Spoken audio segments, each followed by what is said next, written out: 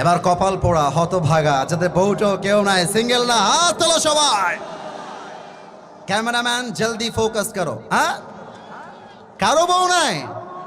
ইন্না লিল্লাহি ওয়া ইন্না ইলাইহি রাজিউন।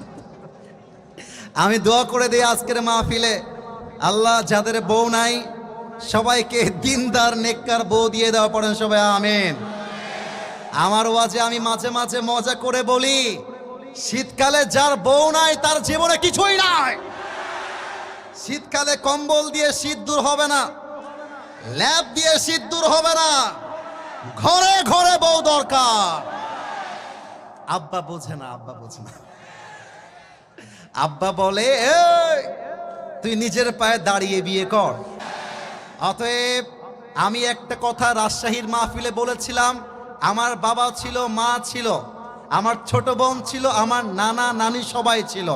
আমি ব্যর্থহীন কণ্ঠে বলেছি, আগামীর সংগ্রাম বিয়ের সংগ্রাম, আগামীর সংগ্রাম চরিত্র রক্ষার সংগ্রাম, আগামীর সংগ্রাম ব্রেকআপের সংগ্রাম।